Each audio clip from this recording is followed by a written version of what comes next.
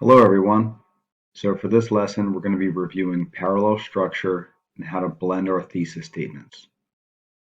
The goal of this lesson is to strengthen our understanding of parallel structure to assist with our grounds in our thesis statement and to review some basic parts of speech. And then we're going to learn how to blend the three parts of the thesis statement together. If you'd like to access this video tutorial, it's right in your worksheet, right here. So before we get started, what we'd like you guys to do is to use these two resources to review just the main parts of speech. So if you click here,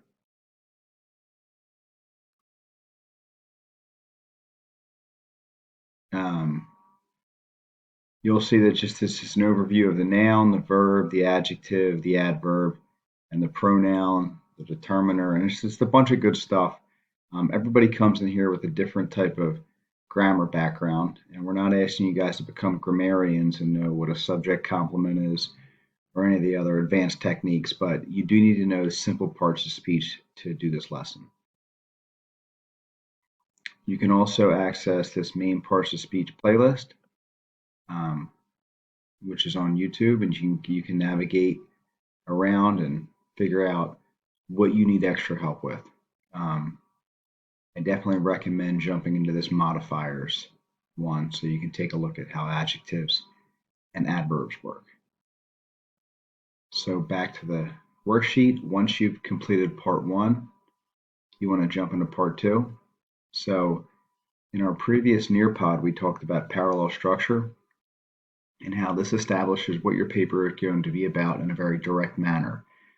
And the trick is to present the specific reasons with concision. Now let's think about this word concision, right? You think of the word incision, meaning to cut. Well, or precision, precise. Having these things have to do with cutting. And what we're doing is we're cutting out the fluff and we're joining together our writing in order to make it succinct and coherent.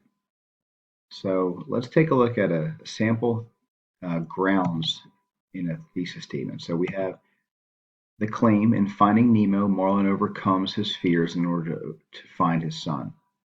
Just a reminder, we got a really strong action verb right here. So he does this three ways.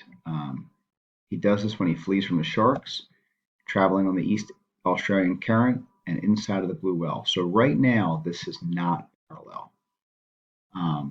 And we're going to take a look at two ways to make it parallel. So the first thing we can do is have common verbs.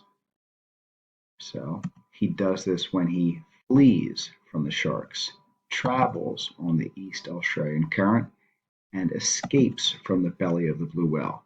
And notice how these are present tense. If I had something like traveled, that would not be parallel. So we want to make sure we're in present tense. And when we speak about fiction or literature, we want to be in present tense always. Another thing you could do is you could make these possessive nouns. He does this during his run-in with the sharks, his adventure on the East Australian current, and his escape from the belly of the blue whale. And so in our activity, we're going to make the following sentences parallel in any way that you'd like.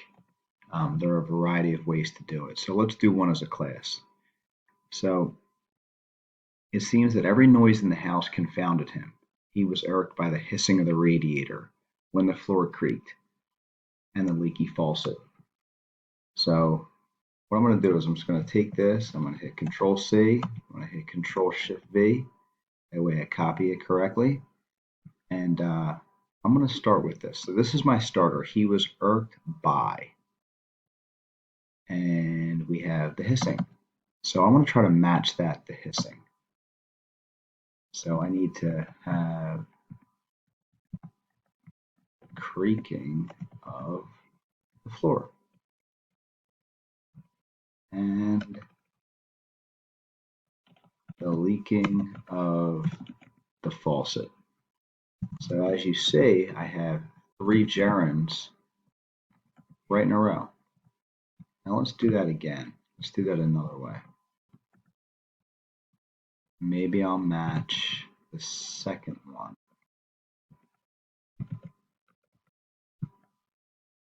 So I could say he was irked when the radiator hissed. The floor creaked. And the faucet leaked. So now I have 3 nouns followed by a verb. Noun, verb, noun, verb, noun, verb. So that's another way you could do it.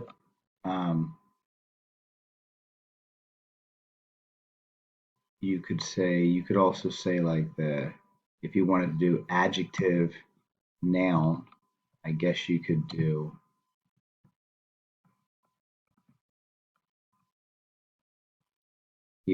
we have leaky faucet. We could say creaky floor.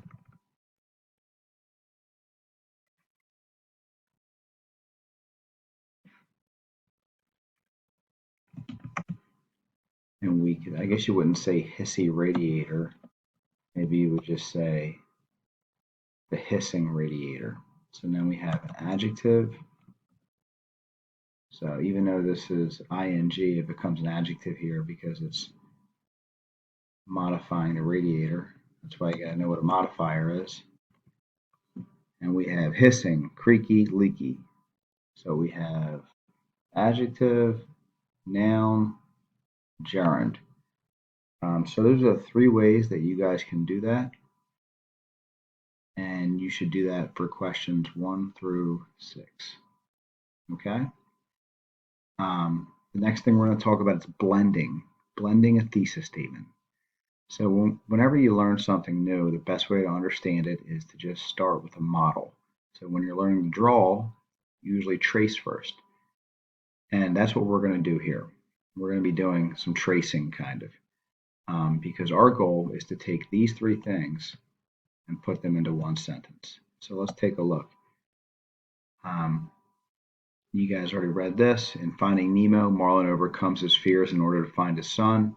He does this during his run-in with the sharks, his adventure on the East Australian current, and his escape from the belly of the blue whale. This is important because it shows how powerful love is. Okay, so stylistically, this probably isn't too strong, but from a content standpoint, it works. So let's take a look here. How do I make this into one sentence? Well, the first thing I'm going to do is I'm going to delete this. He does this. I don't need that. I can just bring this during right up here. And then this is important because it shows, guys, this is a very weak way to start a sentence. Because this is considered telling. You're using a telling voice when you should be showing me something.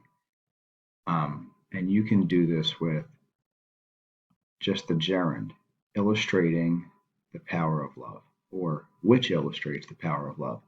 So when I put this all together, I mean, we just have a polished thesis statement. In Finding Nemo, Marlin overcomes his fears in order to find his son during his run-in with the sharks, his adventure on the East Australian current, and his escape from the belly of the blue whale, illustrating the power of love. Or I could say, which illustrates the power of love. Whatever you guys would like. I like illustrating. So how did I get to this? Well, this is a pretty easy template. And even though we're not going to be like doing this now, it's important to use this because if you guys ever are writing your own thesis statements, this is a real easy way to write a thesis statement. So you start with the author's name and you use the word explore. You could pick another word, and then you pick a theme, and what is the title of the work, and then you give me the instances. Instance 1, instance 2, instance 3, and you pick a show word.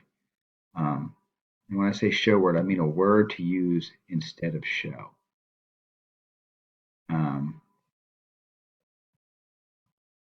So here's a great link for that. We could say illustrate, produce, establishes. Any of these would work, and there's more than just these, but these are just some to start with. So I might start with Maurice Sendak and write because he's the author that I'm using. And then I would pick a theme and write the title of the work and get that going. So let's complete one as a class. So the first thing I'm going to do is I'm going to take this. I'm going to copy it, and I'm going to Control-Shift-V, so I paste it correctly. So Disney Shrek explores the conflict of internal versus external beauty.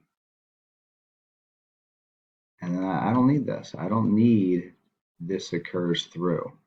I can just say, I don't need this occurs. I can just say through. So now, I start with my claim,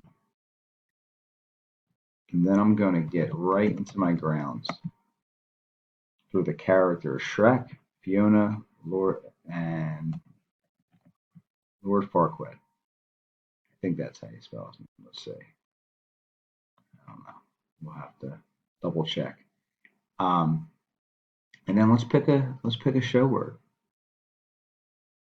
And I might say something like illustrating, the dangers of materialism and vanity.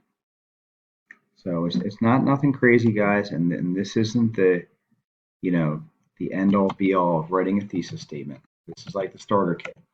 Okay. If you were writing a really strong thesis statement, this would be like the bones of your thesis statement, but it would be a lot more developed. But we're just focusing on writing the Tolman's model thesis that uses a claim, a grounds, and a warrant, and writing it in the most concise and coherent way possible. So what you want to do is you want to work through these thesis statements, these 6 thesis statements, and do what we just did here down there. So good luck. If you have any questions, please let us know.